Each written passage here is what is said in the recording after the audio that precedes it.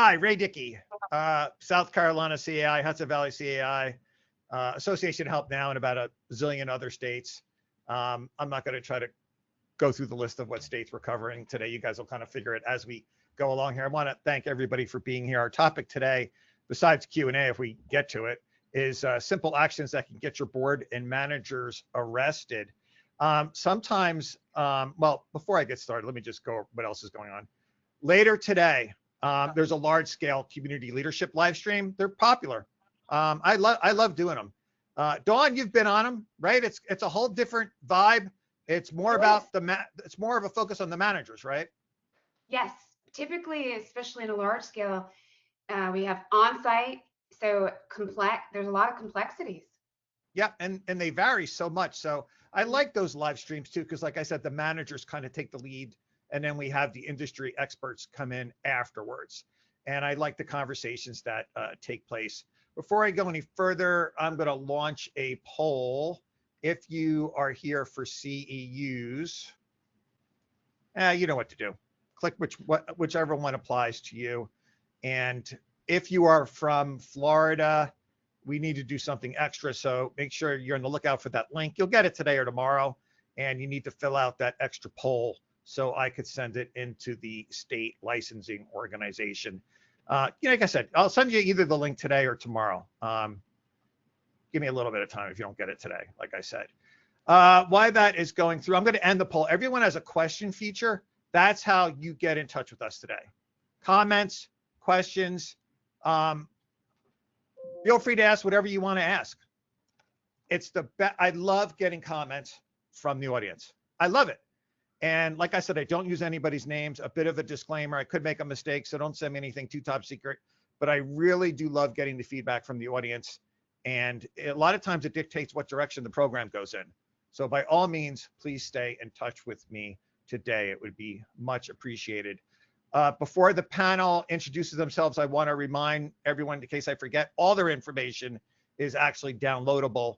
And if for any reason you need it, just send me an email or contact me, and I'll be happy to send it to you. Everybody's on there. I think for the whole week, everybody's on there, as a matter of fact. So with that being said, let's introduce our panel with who I see first, and that is Tom. Hi, good morning. My name is Tom Engblom. I'm with First Citizens Bank. Cover multiple states, been in the industry for a long time, and love working with Ray. Jeff, just so you know that you are live right now, so just do me a favor and put yourself a little higher in the frame if you can. If you can't, just leave it alone, and we'll get to you here in a second. Corey. Good morning, everyone. My name is Corey Kravitz. I'm the managing partner for Kovich, Schifrin, Nesbitt's Florida office. We represent community associations throughout Florida, Illinois, Wisconsin, and Indiana. Michael. Hi, I'm Michael Pereira. I'm an associate attorney with Herzl Law. We represent condos and HOAs in Michigan, and I focus on general counsel matters. Jeff, you kind of logged in right when we were starting here, and there's a problem with your audio. So I don't know if you're using a different system. We may have to let you jump off, and we'll have to catch you next time because we're getting feedback. Yeah, unless you can fix it, unless you have earphones or something. It's a feedback issue. What's that? Okay. Dawn. Hi, everybody. My name is Dawn Becker-Durnan, and I'm an insurance broker and also a CERMS. And I sit on the South Carolina CAI Board of Directors for a 3-year term that I just started this year.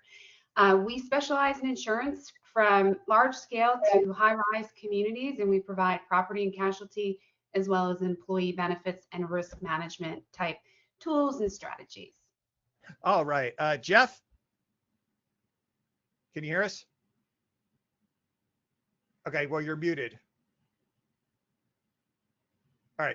I think what we're going to do, Jeff, is we're going to let you jump off, and I'm going to have you catch you next time and have you come on early so we can make sure we get you all settled. Is that okay? Can you hear me? Okay, thanks, because there's some audio issues. Sorry about that. Much appreciated. And I can actually help you do that. Give me a second here. Let's see if I can.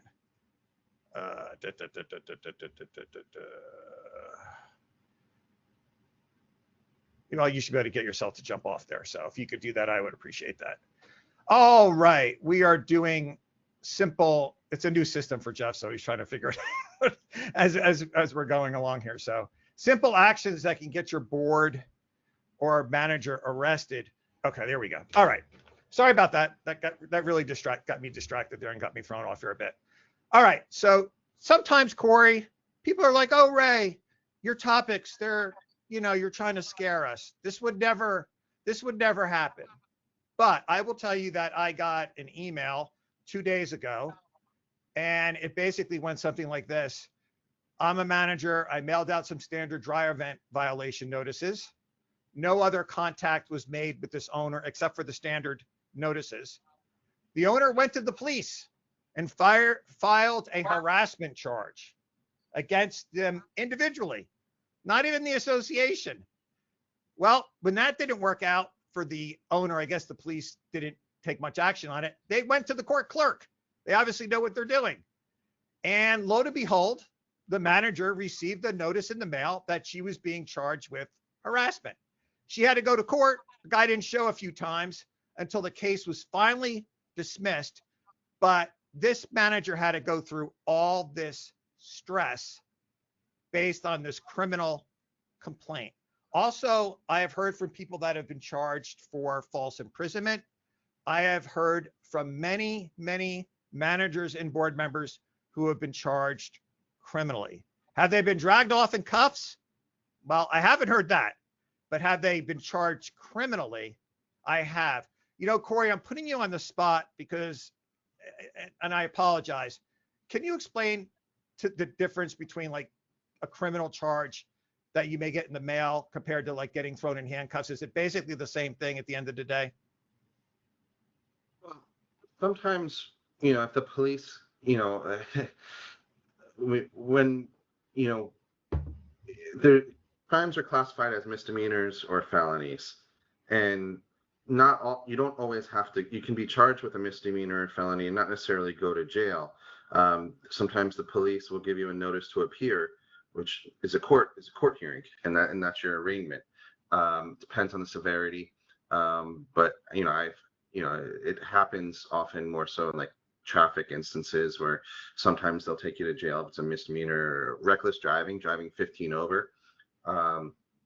Actually in Florida, they just passed a law. I'm talking about driving, but if you drive 100 miles or over, they can take you to jail right away. So that's basically how it works. The only way you can be charged is through the police or through the prosecutor's office or through a grand jury. So the story is a little bit weird, where someone just goes to the clerk of court and all of a sudden there's a notice. That may have been a civil complaint rather than a criminal complaint. But that's generally how it works. Michael, I know another case for sure where a board member was charged, I think, with battery or something. And the owner initiated the complaint and got the prosecutor to make it a complaint. Now, a lot of times the prosecutors don't want to be involved in these kind of things. But let's face it, if you're the little old lady and you lived in town for 100 years and, you know everybody, we do live in the world of politics, right? And you put a little pressure on the prosecutor. These things happen. And these criminal charges do happen. Can you explain it to the audience a little bit better, maybe than I did, or? Yeah, so it could be a case of law and order syndrome, where everyone watches these kind of law and order type shows on TV, and the phrase is "I'm pressing charges." Well, it's ultimately not up to you as an individual whether the prosecutor is going to bring charges against the person or not. But in certain circumstances, a person who's a victim of a crime can, kind of lean on the prosecutor, lean on the police to pursue the matter further when it might not normally be taken up. And Dawn, we did this session yesterday for another different states, and you've seen these cases, right? I mean, this happens. Well, we see the cases after they've been submitted to an attorney who's sending in, litigation or, summons and complaint allegations that the board or the association did something to exasperate the situation or cause the situation. Do you remember the story, Dawn, that Adam's an attorney? Can you relay it to the audience? Adam's story about this poor board member that was charged criminally and arrested? So I apologize. If you could just, there was a lot of stories we talked about yesterday. All right. Adam Adam is, yeah, go ahead. I'll tell the story then. So Adam is an attorney, and he's the one who originally came and told me this story. There was a board member, and he was the president of the association, and he would knock on doors all the time. He was a nice guy. So before they would officially send you a violation, he would knock on the door and say, hey, I'm president of the association. You know, you've got this issue. Just do me a favor. Could you clean it up? And this way we don't have to bring it up at the meeting. Sounds nice. And he did that for years until finally someone charged him. I forgot what the charge was, harassment or some accusation was made against the board member, and he was indeed charged criminally. I don't know if he was taken away in handcuffs, and he had to go through the entire process of being charged criminally. Now, of course, I guess 99% of the time these things are ridiculous, and he was found not guilty, but he still had all the stress that took place. That was pretty close, right, Dawn? If you remember. I thought he actually accidentally touched the person's arm or something like that, and they arrested him for battery. Right, he was accused of accidentally. That's right. The person accused him of accidentally touching him in some manner, and he was charged with battery. So these cases definitely happen, and this is something that board members and managers should be aware about, especially since I think it's with the internet, it's a lot easier to learn how to use the law. What did you call it, Michael? Law and order syndrome? I mean, yeah. I could go to ChatGPT and probably learn how to file a criminal complaint against somebody if I wanted to nowadays. And many of the people that file these complaints are professionals at this. They're professional troublemakers. Corey, is that a legal term in the HOA world?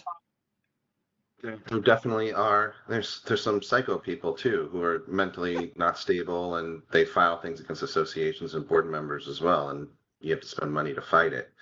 It's lawfare, using the law it's a weaponization of, and it's not the law. It's trying to use it, but the law, justice usually prevails in the end, but there's always a cost. Yeah. And I think managers and board members should be careful, because I think they're going to be surprised about a few of these items. All right. So the way I set this up today is I'm going to give an example. I'm going to give what the charges could be, and then I'm going to provide what an alternative course of action someone could take. Remember, audience, don't pay attention to my slides. Don't listen to me. I don't know anything. Pay attention to what the panelists are saying. So always keep that in mind during our live stream. I can say any outrageous thing I want to, because Corey and Michael and Tom and Dawn are here to correct me. So with that disclaimer rolling, here we go. Knocks on an owner's door while demanding they move their car. In this instance, they could be charged with harassment or stalking, disturbing the peace, or trespassing. All right, Corey, what do you think when you hear this? It's a little bit far-fetched. Listen, we live in Florida where there's cases every day where, people knock on the door and then they're getting shot. So I probably would caution against that, going that route. But at the end of the day, trespassing, you have to be trespassed from the property first. There has to be a notice of trespassing before you can actually violate the law for trespassing. Harassment, it depends on, you do have a right to I don't want to say the right to free speech, because that's usually against the government, but you do have the right to speak and stuff like that. But when it becomes threatening, or you're punching the door, or excessively ringing the doorbell, or stalking, that's when it can be criminal. Michael, I think a lot of these, and Corey, if you wanted to say something when I please, by all means, jump in when I jump over to Michael, and vice versa. Michael, I'm using an example here. We're talking about people that lie, right? Okay, so you go to the door, and like Corey said, they say you were pounding on the door. Okay, maybe you were, maybe you weren't. But at the end of the day, you're still the one with the criminal charges, because you went ahead and knocked on this door as a board member or manager. What is your commentary on that? Yeah, these kind of he said, she said things are tough because it's always just one person's word against the other. And so that's why I always recommend people, put things in writing, put it in emails. Don't, yeah, there are definitely circumstances where in-person conversations are warranted, but put it in writing so that way these kind of things can be avoided. And Ray, on your example, it gave me some PTSD because I was dealing with an owner who was making these kind of claims as well. Like they had a vehicle parked that they weren't allowed to have. And so we wrote them letters saying, you can't have this, you got to move it. And they come back with, how dare you invade our privacy? We have, First Amendment rights and blah, blah, blah. And it's like, okay, slow down. Like, we're just asking you to move your car. Tom, I think we're going to find that the opinions of the attorneys are going to vary from state to state on this. Do you agree, Tom? Yes, I agree. And I would just like to add one comment I learned many, many years ago as a manager: never do anything by myself.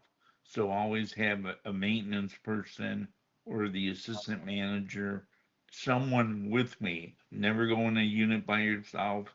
Never do anything by yourself. Have a witness there for your protection. Dawn, So good. what? I'm sorry. It's also good to have cameras, especially in the management office. If you're an on-site manager, people lose their minds. They accuse things. They'll accuse the manager of things, and then it's on video, and that's not what happened. And the video can save the manager from potential charges. So, is the panel comfortable with saying, like, the easy solution is don't go knock on people's doors? And if you, like Michael said, send a written notice, and if for some reason you must knock on their door, bring a camera or at least bring a witness with you at the very least. Is the panel comfortable with that recommendation? Or a bodyguard. Or a bodyguard. Dawn, why don't, go ahead, Michael. Corey kind of jokes about that, but like I've had situations where I tell boards, like, hey, especially if you know this person is unhinged, like, call the local non-emergency police line and ask for a police officer to be there. Dawn, I think, why don't you talk about what I think is the most terrifying part of this issue as far as whether or not they're going to be covered?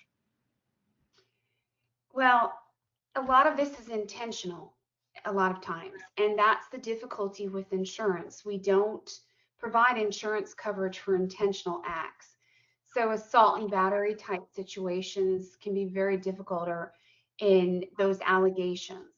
Also, I think there's a bigger picture too of the directors and officers liability, enforcement, and whether this is truly an invasion of privacy, where there is the insurance policy going to respond to defend the board and to the association. And the bigger fear I think that you're getting to is some of the attorneys discussed that a lot of times the insurance does not apply for their boards, especially if they're acting on their own. For example, the rogue board member who makes an accusation, that type of thing. So defense may not apply in a lot of these situations. Corey, I'm getting feedback from you, so just try to mute and unmute if you can. So Dawn, if I'm hearing you right, just to make it perfectly clear, let me give you a scenario. You're a board member, you're a manager, you're charged criminally.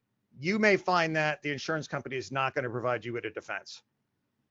Yeah, that's true. It's not there for intentional acts. And a lot of people say, well, it wasn't intentional. I was defending myself, or I was doing something of that part.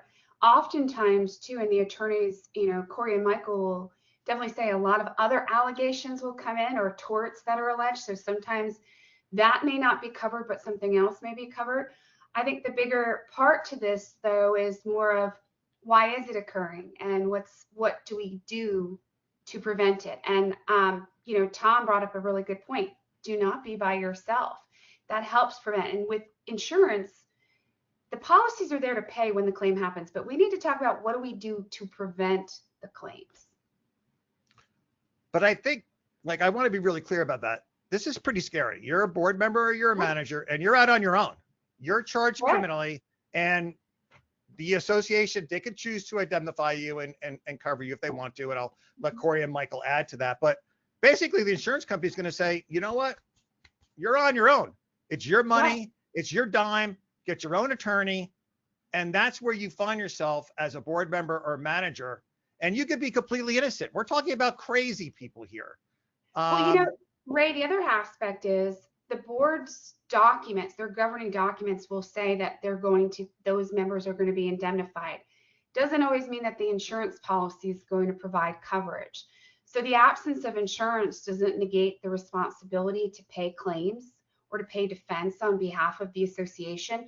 So if there's not good protocols and practices that the board has in how to de-escalate situations and to respond or how to properly enforce types of situations, then you're going to see this happen. And it is becoming more common. I went to a board meeting at a library that required a police officer, and that was shocking to me. We're at a public place in a library and you still need a police officer? And the board said yes, because we have 3 restraining orders against members. And that was, wow, 3 restraining orders, but it's more commonplace. Michael, I don't want to get sidetracked on a whole different topic about indemnification and things like that. But so you've been accused of this crime. The insurance company says, we're not going to help you. So you go to your association, you're the manager, you're the board. If you're the manager, it's different. I guess you go to your management company. Let's just stick with board members. And you say, okay, association, you need to defend me. Well, the board could decide not to do so. And then you have to get a lawyer to sue your board. So the point of today and the examples we're going to go through is, why would you put yourself in this position? Listen to what we're going to talk about today and don't do it. Michael, could you make it make sense for me with the point I'm trying to make? Yeah, so in Michigan, indemnification is required. Like our Condo Act says, bylaws must say that the association has to indemnify a board member if they are acting in their capacity as a board member. So then, there's the question: what you did, was that right? Was it, within your scope as a board member? And then you're spending attorney fees to figure out if you need to spend more money to indemnify this poor person who, by the way, is acting as a volunteer. Like, they're not getting paid to do this. They are spending their time and their efforts and their mental capacities to do, for the most part, and ideally, what is in the best interest of the community. And then all of a sudden they get slapped with a criminal charge and they have to then either pay their own money for a volunteer position or have to spend the community's money for their volunteer activities. So yeah, indemnification can be helpful, but again, and Ray, you focus on this, like, let's avoid that situation. And Corey, before I move on, I think because you're in Florida, it's a little different sometimes. That's why I don't think you're so into this topic. I'm just sensing that you just don't see this happening. Well, I've done this with other attorneys. Dawn was there, Tom was there, and they were very much concerned about this, and they had actual stories to back up this topic. I've been representing condominiums for 20 years, and it's extremely rare. Usually the only board members that are getting arrested are ones who are, accepting kickbacks or embezzling funds, or rigging the elections. I've seen it pretty rare. I mean, I've had people try and, I've seen people punch themselves out at board meetings and people get arrested there. But, one point I wanted to make on the indemnification, usually the indemnification is limited to civil matters and civil indemnification, not criminal. And if you're arrested and you're in jail, the association's not going to pay your bail. They're not going to rush to get you a lawyer. Criminal defense attorneys, and I'm certainly, as an association's attorney, I'm not going to represent you individually. And criminal defense attorneys, they get paid up front. So in order for them to represent you, you're going to stroke a check for at least $10,000 before they'll even come to your arraignment or first appearance. So it's it's a big deal. You have to if you're a manager or a board member, or just a person in general, you got to be prepared to take care of yourself, and have a plan, and not wait for others to come to your rescue. And like I said, I know cases, Dawn's familiar with some of them, where board members have been charged with battery. They have been charged with false imprisonment, which we're going to go over because they stood in their doorway. Like I said, people, we're not saying that these are legitimate criminal charges, and we're not saying these people were found guilty and thrown in jail. And I'm not implying that the police came and handcuffed them, but I'm telling you that they went to the prosecutor and they charged them criminally, and they had to go to court over it. Right. Can I go ahead? Yeah, I do want to also talk a little bit about the insurance. Under the general liability, we have something called supplementary bail bonds. And I have been asked in the past if that is payment to get someone out of jail. It is not. And to be very clear, it's really for attachment bonds, appeals that occur. Sometimes we have people that slip, trip, and fall, and there's going to be an appeal that occurs and the court asks for a bond. Supplementary bail bonds is really the bailment of property per se, not of your individual person of criminal consequence. So I wanted to make that reference because there is not coverage for bail. We are not going to pay your bail if you are charged in a criminal act. Okay, so you're on your own. So attorneys, can I move on, or do you need to correct me on anything? Okay, excellent. Corey, I want more enthusiasm from you about this topic. I don't care if you don't like the topic. I want more enthusiasm. Well, Ray, can I add to something? I think Florida has better board training than most other states, and I think that helps to contribute to why Corey is not experiencing as much as, for example, South Carolina is. There is really a big difference with the board education and what's required, and even from the state. And I think Tom could really elaborate on that as well. Tom, go ahead. Keep it short because I'm starting to run out of time before we even get to. Corey can correct me, but I think last year, June 1st, July 1st, they broke it down that if you serve on a board, you have to have 4 hours of board member education. If it's an HOA of 2,500 units or more, you have to have 8 hours. And now they just came out with 1 hour of CE that you have to complete after that. You have to do it within 90 days of being elected to the board. Okay. And if not, you're tossed. That's all great, but we're talking about crazy people here. And like, once again, we're talking about. Yeah, but that education part really helps in the de-escalation and how to do things formally to avoid it. It gives you a perspective. It basically tells you what you should or should not do. It coincides with this topic in insurance. Okay. Entering a unit.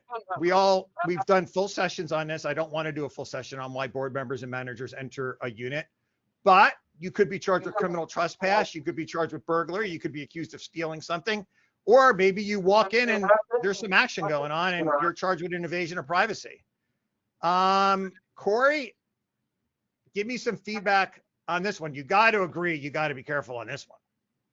Absolutely. And in Florida, especially in condos, the association has a right to enter under certain circumstances. Obviously, if it's an emergency, the floods or whatever, or fires, condos in Florida require the association to have a key to every unit. So there is a right to entry, but there are also certain, if it's not an emergency, there's certain notice requirements that have to be dealt with. Obviously, knocking first is probably something kind of basic to see if someone's there, calling first, sending a letter, leaving notice that, hey, if, we're going to come in to inspect the balcony, on such and such date. And there's still people who will say, you're not coming in my unit. If you come in, you're going to get shot. That's very common. In those circumstances, then the association has to, have the police as an escort. So, Michael, here's the scenario that I'm coming up with. You're a manager. There's a leak. You're the maintenance guy. You go in there and somebody says that you stole something. And somehow, look, the prosecutor decides to go ahead with the criminal complaint. Now you have to go to court. You're charged criminally. Michael, commentary? Yeah, it's tough to prove a negative. I mean, the nice thing with not nice, because if you're in this situation, it stinks. But the prosecution has to prove their case. They have to prove that you took something, and your defense to that, as we talked about, have someone else there, have a witness there. Like I was with the property manager the entire time. His hands were in his pockets. That kind of thing's tough, because it's not the issue of do you have a right to be there? Like, is this a trespassing or invasion of privacy? It's you're in the unit already, and the allegation is you did something wrong therein. It's tough.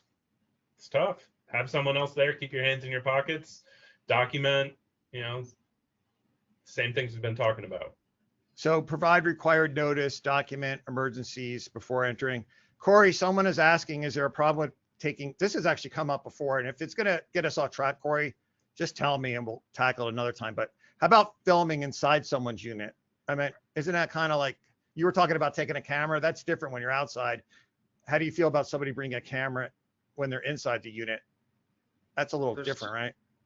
I mean, I get the need. I guess I understand the desire to want to protect yourself from allegations of theft or stealing a Rolex collection or something like that. But at the same time, there is a level of privacy that people have within their homes that should be respected and balanced.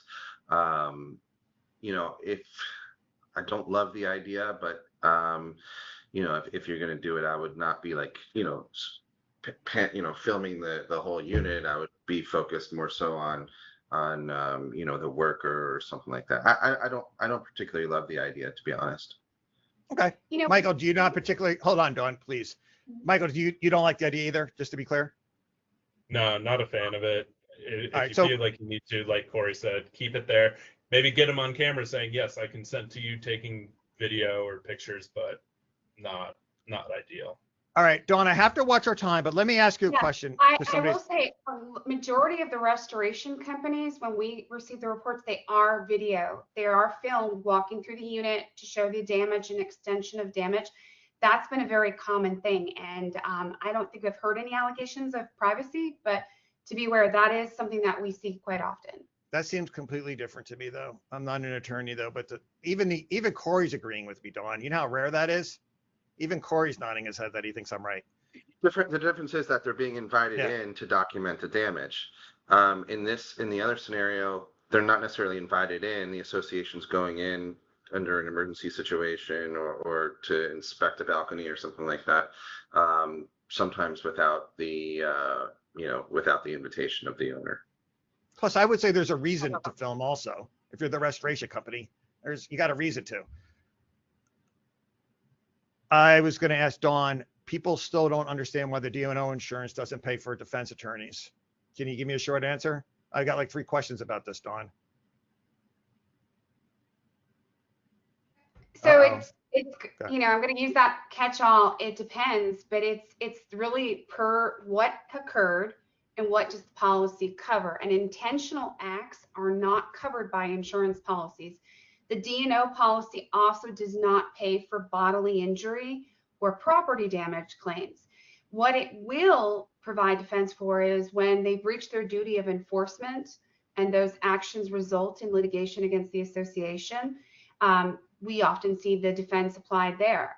And it's really going to be something that you have to discuss with your broker. It's so important that you as the board or a manager get a great idea of what the coverage is and how it applies or how it doesn't apply. And also, like, if you're a manager or board member, you really may be shocked when you walk into people's units when they don't expect any company. So, because I used to be like a volunteer EMT, and Dawn knows this, and you'd be strange what goes on at 3 o'clock in the morning when people, call you and they haven't had time to put anything away. All right. Anyway, now I'm getting off track. All right. Tom, someone is asking if you've ever been in prison. I want to get that out of the way. Have you been? Well, for how long? That would be the right. You've never been in prison, as far as I know, right?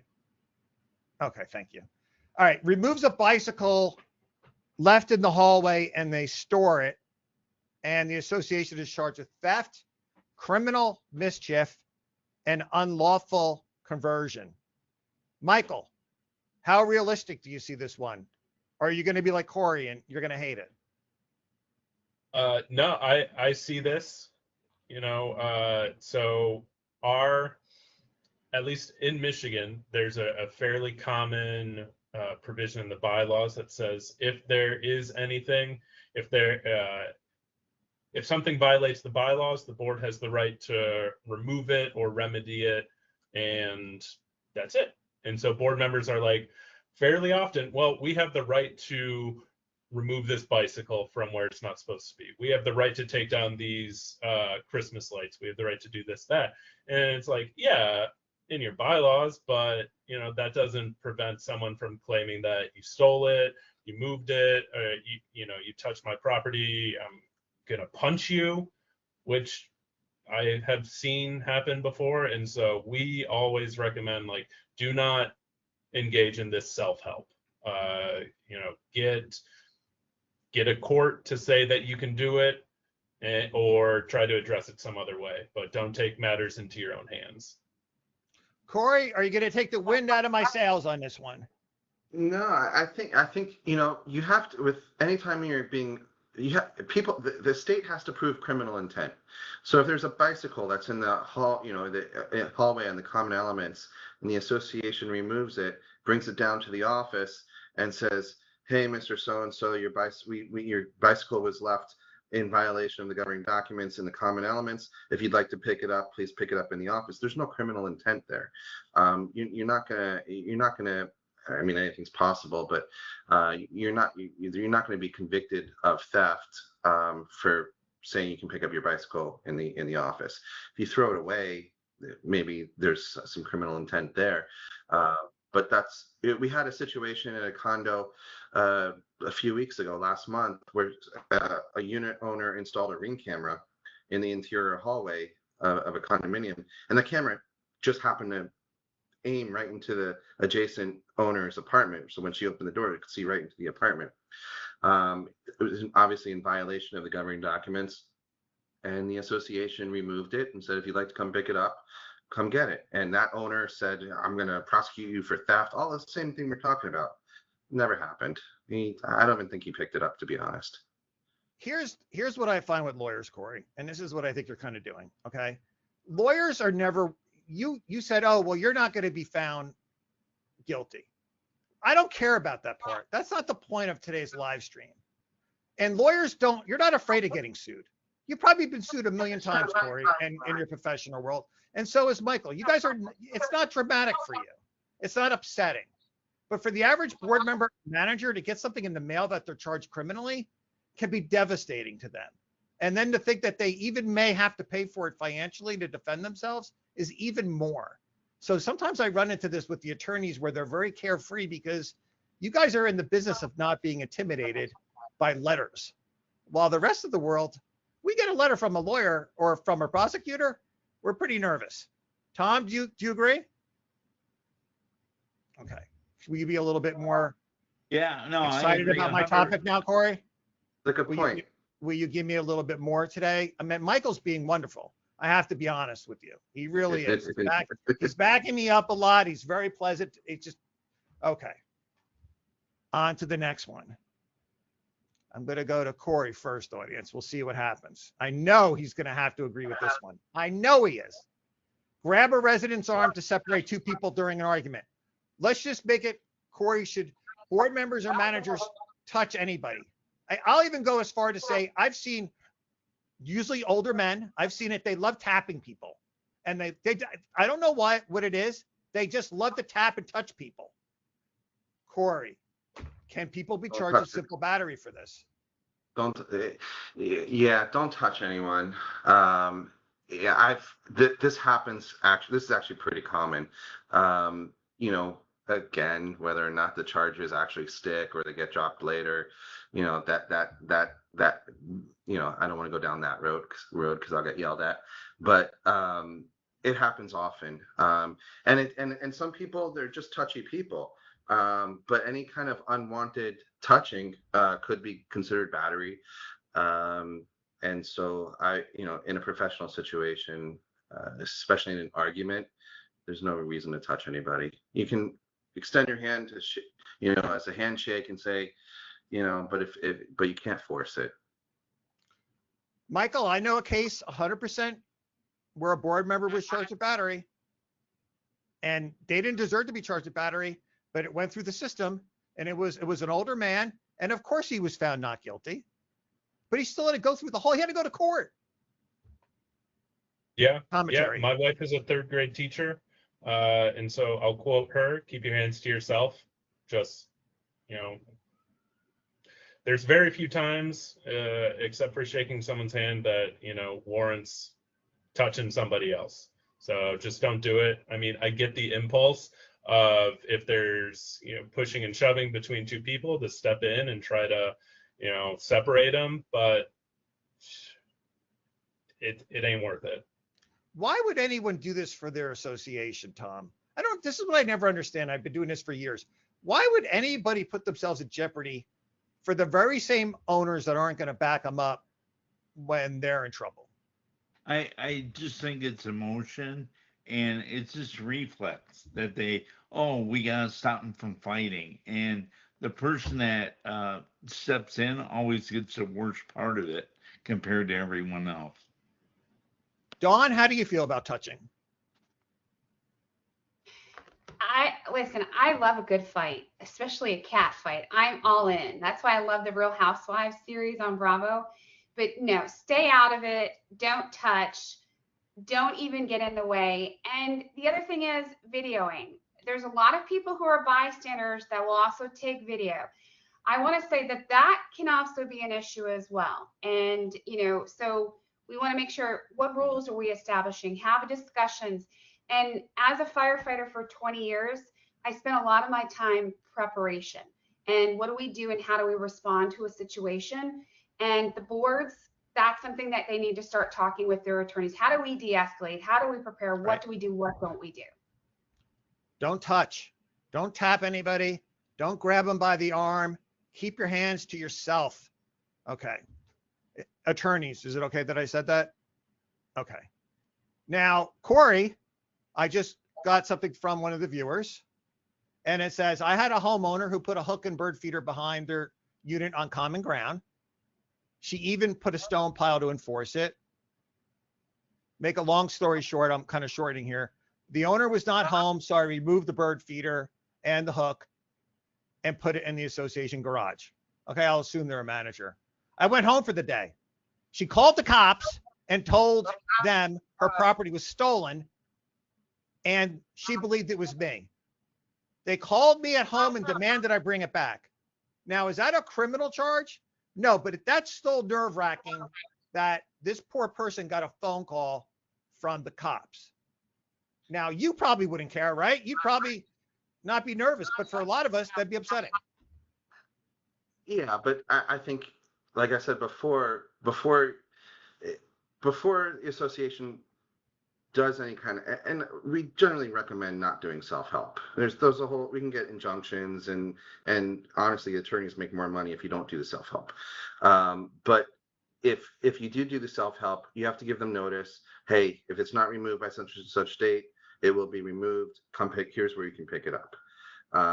If you don't let someone know, and you don't say where it can be picked up, then I can understand, the homeowner calling the police, and people will call the police for irrational reasons too. And often the police down here say, hey, listen, it's a civil matter. We don't want to get involved in it either. That happens, especially with associations down here too.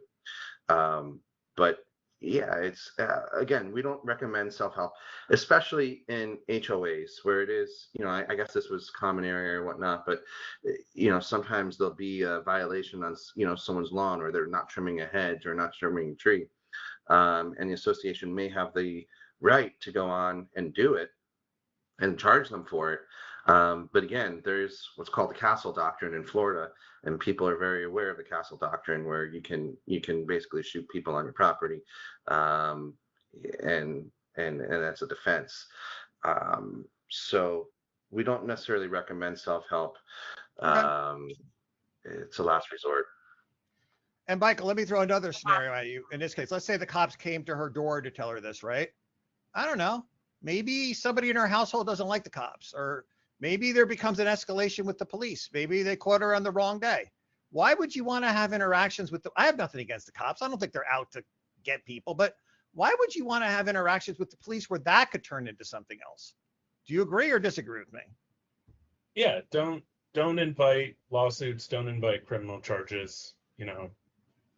It's it's an easy impulse just to see a bird feeder or a bicycle in the hallway and be like, oh, I'm gonna take care of this. But you gotta kind of pull yourself back and just not do it. Get an attorney involved, write your own letter. Spending the 25 minutes that's going to take an attorney to write that demand letter to move your bike or move your bird feeder is going to, in the long run, save a lot of money, headache, worry, police interaction. Like it ain't worth it. All right, so I'm going to combine this because I know this happened. I'm familiar with this case. It happened it didn't happen in New Jersey, happened in another state. But I'm going to fly through a couple here. Stand in front of someone. Hey, your privileges are revoked, and you're just standing in the doorway to the pool.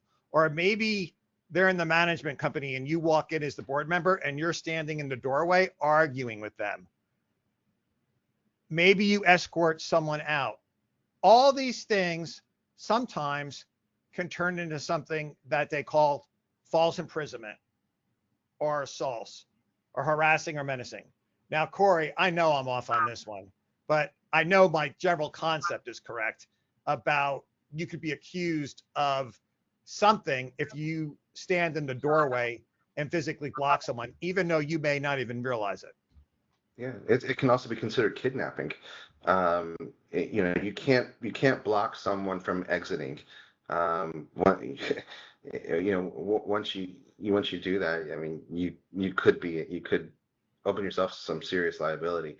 And it doesn't matter if it's a few seconds. It could definitely be a problem. But at the end of the day, the board members need to ask themselves: one, you're a volunteer. Two, your job is to make sure your community is maintained. Why are you getting involved in all this extracurricular activity to begin with? What's the point? What are you benefiting from it? You're trying to see who's the bigger man. It just doesn't make sense. I know in this case, though, Michael, it was done completely innocently. I know in this case, like somebody was in the management company arguing with the manager, and the board member, who's a male, just happened to stand in the doorway and get into this argument. No threats were ever made, and the female felt threatened because the exit was blocked. It wasn't that and that's not legally, that would not be illegal unless she tried to exit or asked to leave and he prevented her from, he's saying, no, you can't leave, or physically blocked her when she attempted to leave. But he was charged. I get it. I mean, he didn't get in trouble, but he was charged. You know what I'm saying? Like, this is the point I'm trying to make today. Like, I don't know, Michael, am I going overboard? And I get upset because I think with my job, and Dawn is in the same boat. Maybe you guys are, but I get phone calls from board members and managers, and all I do is hear these horrible stories all the time. And I feel particularly bad for board members, especially somebody that's never had a problem their entire life and all of a sudden finds themselves in this situation. They just don't realize how crazy people are. But how about the false imprisonment, Michael? Can you add to that? Yeah, I mean, I think I do this all the time. Like when I go down the hallway to talk to one of the other attorneys, like my default is to lean up against the door frame and stand in the doorway. And so, I definitely get that impulse. I think it's silly. I take a page out of Corey's book. That would never stick unless there are other facts. Like she did try to leave, but it's tough. You got to keep your head on a swivel and just kind of think about these things that, you're just not, it's not the default thought of, oh, maybe I shouldn't stand in the doorway because somebody would feel threatened and pressured to like stay here. Like, it's one thing to be like, okay, I'm not going to touch anybody. I'm not going to diffuse an argument. It's another thing just to be like, well, I'm just standing in a doorway. Why would I double think that? And so like, yeah, that could be a situation where, just that thought isn't going to enter your mind. It's a shame. I mean, one time Yeah. Tom was really mad at me because I wanted to use an outlet in his car. He had like 5,000 devices. And I asked if I could charge my phone for 5 minutes and he got really angry about it. I could have charged him with false imprisonment. I felt trapped in the car. I felt threatened because he had so many devices. This is back when you had to have all these things. You remember that, right, Tom? Okay. Well, I guess, I wouldn't have called Corey because he wouldn't have been very supportive. I could have called Michael and Michael would have probably listened to me. So, Yeah, out of jail. Dawn, before we go to best practices, and we're going to move pretty quick now, am I going overboard today? No, a lot of boards, as an insurance broker, I don't sell a ton of these policies, but workplace violence, super important for a board to consider. And assault and battery is excluded on a lot of the insurance policies. So if you have a contentious community and or board, it's really something to consider as having assault and battery coverage. We used to just sell it for bars, right? And it's kind of turned into that situation these days. I don't understand. So you can buy coverage Yeah, for assault and absolutely. battery if you're charged. You can buy it. Yes, you can. The thing is, a lot of boards don't want to spend money even on the coverages that they have to have by requirement of law or the governing documents. So oftentimes when we make those suggestions for workplace violence, it used to be called active shooter, but listen, we all know that it's not just guns that are involved in violent situations. So workplace violence is something where we can kind of back end that coverage. But I was referring to boards could buy additional insurance in case they are charged with battery. Is that what you're saying? Yes, and that's Okay, the assault and thank battery. But again, the person who is being, who may be criminally charged or who may have committed the battery may not have insurance coverage. Intentional acts are still going to be prohibited from being compensatory under the insurance program. Oh boy. Okay, let me go through the best practices and then there's some Q&A I want to get to here. Best practices. I'm going to fly through it and the lawyers can tell me if I was close or wrong. Check your governing documents. Document everything you do. I think Corey and Michael both recommended video works great. Photos, if it's applicable. Sometimes it may not be. Hands off. Don't touch anybody. Stop with the touching. I see the touching all the time. Never block exits if you're having an argument with someone. Use law enforcement or security. Policies for properly handling any unit entry. That's a big one. Train board and staff on legal and safety limits. Michael, are you comfortable with those best practices? Yes. Okay. Corey, are you comfortable? Want to add anything? Yeah, call your lawyer. If there's ever a question, call your lawyer and get the legal advice. It was so dumb I didn't put that one in there. That's like the most important one. Seek professional advice. Tom, you should have corrected me on that right away. Okay. Sorry, I missed it. All right.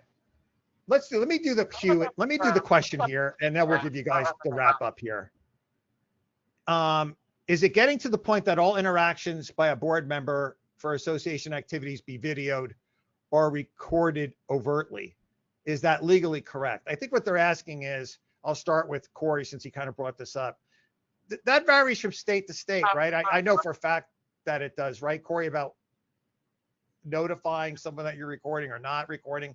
I don't know. Can you explain it? Well, in Florida, board meetings, anyone has the right to record board meetings in Florida. They just passed a new law where if it's like a hybrid meeting, if it's on Zoom and in person, or just on Zoom, it has to be recorded and becomes part of the. Not board meetings. Not board meetings. I'm meetings. talking about you're a board member, you're a manager, you're having interaction with someone. So you turn your phone on, you slip it in your pocket, and you're recording the conversation for your protection. Yeah, that's a problem. That's illegal in Florida. Florida, you have to have the consent of the other party in order to record audio. But again, why are your job as a board member should be to go to a board meeting once a month, once a quarter. Why are you trying to be the police officer at the pool? Well, you shouldn't be doing that. Your job is there's a property manager who's supposed to manage the community. You go to a board meeting once a month, once a quarter, and you vote on whatever is put in front of you, and you give, your comments and your reports. But people get in trouble when they're trying to be the police of the community, and that's not the role of a board member. Oh, they said overly, not convertly. But anyway, it's still a good topic. Anyway, let me just stick with the first part. Thanks for sending it in, by the way. Sorry, I got it wrong. Michael, your feelings about if someone wants to record something for their own protection, maybe they don't want to tell the person it's being recorded.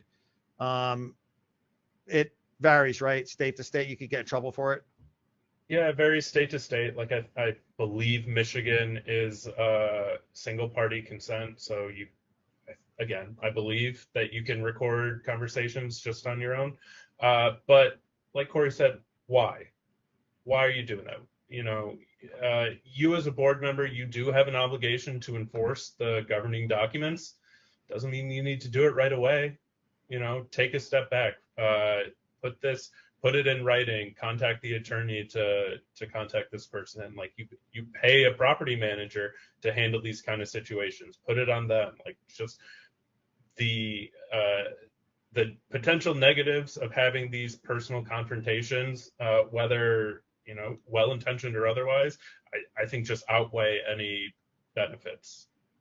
So did I ask this correctly then? Is it getting to the point that all interactions by a board member, RE, association activities by video, parentheses phone, recorded overtly, is it legal correct? Does Corey, do you understand the question? And we're almost out of time, so if you don't, just let it fly. Let it Yeah, ride. I mean, if you're hiding a phone in your pocket and recording just the audio, that's a problem. Yeah. If you're out in public and you have your phone and you're recording out in public, that's different. Okay, let's do closing thoughts really, really quick. We got like 2 minutes here, and I'm getting some more questions in. Overtly is openly. Okay. All right, they're saying openly. It meant openly. So I kind of want to get off this topic, but you can let someone know that you're recording them, right? For the most part. It comes into play when you're like at the pool and there's cameras. Yeah. Whether the cameras can record audio or a video. If it's recording audio also, there should be a sign. And by staying there, you see the sign, and by staying there, that can be considered consent. But yeah, Florida is a two-party consent, which would be different from Michigan. The person that asked the question, if I didn't get it right and you get an answer, email me. I'll ask you what state you're from, and I'll get you an answer. So I apologize if I'm having a hard time with the question. All right, let's do really closing thoughts. And I want to remind everyone, if you're interested in the large scale manager segment, you'll get to see Dawn again. Dawn's going to be there. Live stream number 3 this week for Dawn. She loves doing live streams with me. Really quick, let's do closing thoughts. Dawn. Don't act outside of your scope of authority as a board member. Stop assuming liabilities and risks you really shouldn't have. It's been mentioned several times during this session today. We want good practices in place, and you should be meeting with your attorney and your insurance broker at least once a year and having these conversations as to good practice. Tom. As a board president, use your experts. As Dawn said, don't do anything outside of the board meeting. Give all direction to the manager and let them handle it. Don't get involved. Michael. Managers or board members, it's a lot cheaper to pay an attorney to address things at the very beginning than it is to get bailed out of jail. Corey, on a scale of 1 to 10, how historical do you think I was today on this topic? Be honest. I thought you were good. I wanted to touch more on things, statutory things that, if you do election fraud, that's criminal in Florida. If you destroy official records of the association, that's criminal in Florida. So there are some things in the statute that a board member or even a member of a community could do unknowingly that could land them in jail also. I'd love to hear more about that too. I would love to hear about it too. I didn't even think about that aspect of it. Mm-hmm. Do you want to stay on, Corey, and we'll do a pre-record really quick after we end this? Sure. Okay. Sure. All right. So for everyone that's here, if you got to take off, by all means, thank you so much for being here. Panel, stay for overtime if you want. If you can't, you go ahead. I know everybody's got appointments. Michael, you're welcome to stay also. We're going to get Corey to offer some input, and Michael, if he has time, could back it up, and I'll send it out through LinkedIn or Facebook. But thanks everybody for being here. And if you're interested in the large scale thing, thank you so much. Okay. So Tom, Dawn, you guys want to take off? Take off. You Yeah, I got gotta work to do. reboot my computer. But thanks Okay. everybody. Nice to meet you, Michael. Michael, you had an appointment, or do you want to stay, or you got to go? If you got to go, I understand. Yeah, I gotta go, but I also have like 5 news articles pulled up from boards in Florida embezzling millions of dollars. So it seems like there's something in the water. Okay. Go I'll stay go there. through it. There is. Yes. Tom, I will see you this way. I I'll can see you get. in an hour Okay. or whatever it is. All right. Let me rephrase. So now I'm going to do this as a pre-recorded segment, Corey. So I'm going to rephrase the question, and thank you so much for bringing it up. So audience, you're just going to have to see how we do this, which is fine, and you're welcome to stay. And Corey, keep the answers kind of short, because otherwise people are not going to listen to a 3-minute answer. Corey, we've spoken about, oh, you're getting feedback.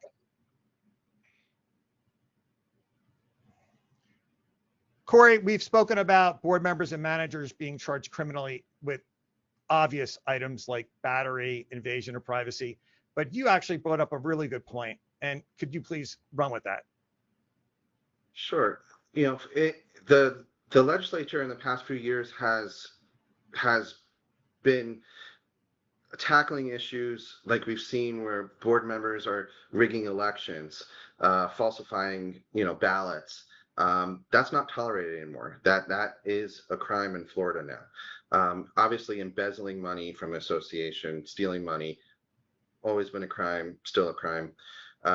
Board members receiving kickbacks or some sort of remuneration from a vendor, that could be criminal in some situations. So legislatures also said any kind of destruction of official records of the association can also be, I believe it's possibly a misdemeanor now. You can also have, obviously, false insurance claims can be insurance fraud.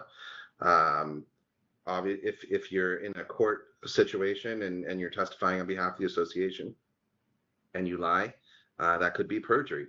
So those are situations that can easily land you in jail as a board member, as a manager, or even as a member of the association. Okay, I'm going to ask you a follow-up, and I'm leaving. I forgot to tell you. You already knew, Corey. Leave 3 seconds in the beginning and the end, so when I edit it, it's editable. Do you know what I mean? So I have to phrase the question because they'll be separated. I'm going to ask you if a board member is aware of this. With the question I'm going to try to get to, Corey, is you're a board member, you're not part of this, but you're aware of it. Can you get roped in on it? I'm trying to think how I could phrase the question in a short manner so people understand what the question's about without having to go to the previous video. So let me give it a try. Corey, the cases of board members being prosecuted criminally for items outside of embezzlement, like election fraud, and other situations that in the past have not been charged criminally, are on the rise. What about if you're on the board and you're aware of these items, or maybe you're not aware, but they take place? Can your fellow board members get you into hot water? If you are aware of any kind of criminal activity going on by another board member, you have a fiduciary duty to the association to report it. Obviously, if you're partaking in it, then it becomes a conspiracy. But if you see something, you need to say something. Reach out to the association's attorney. Reach out to the local authorities. If you're unaware of it, could you be roped in? It's possible, but hopefully through that investigation, you would be cleared for not having any kind of knowledge of it. All right. Is there anything else you wanted to add, Corey? Because I'll send this out to the one we did yesterday too to people, because no one mentioned it, so I'm so happy that you did. Yeah, and that was my thought process when I first saw the topic, was because it's a thing in Florida, tightening things up, and it's included. These are things that are included in the board member certification classes and continuing education classes, that the state, and I'll be teaching them. So that's where my brain was at, as opposed to, more so like false claims and stuff like that happen. But this was where my head was at. Yeah, and it makes a lot of sense. It never came up yesterday at all. That's why I'm serious when I tell like the audience to like fill me in on things. That's why it changes the program a lot too. Like an audience member could have sent me that and I would have changed the program completely up. And also don't be afraid to like interrupt me sometimes too. And you know what I mean? Especially when we get about the halfway point, if you think that we're going to go in a different direction, because then I'll get us out of, because I would have changed things on that. And I appreciate you bringing it up, because it never entered my mind for a second. So No problem. was there anything more to explore on that? Do you want to do it as a separate standalone, or do you think it's okay if I send it out as? No, I think Okay. it's good. And if you get kind of feedback from it and we want to do it as a case study or something like that, we can always do that in the future. But yeah, cool. All right, awesome. Thanks for bringing it up. Much appreciated. All right, and bye everybody. Thanks for everybody that stayed and watched. So much appreciated. See you everybody. Bye. See you later. Bye-bye.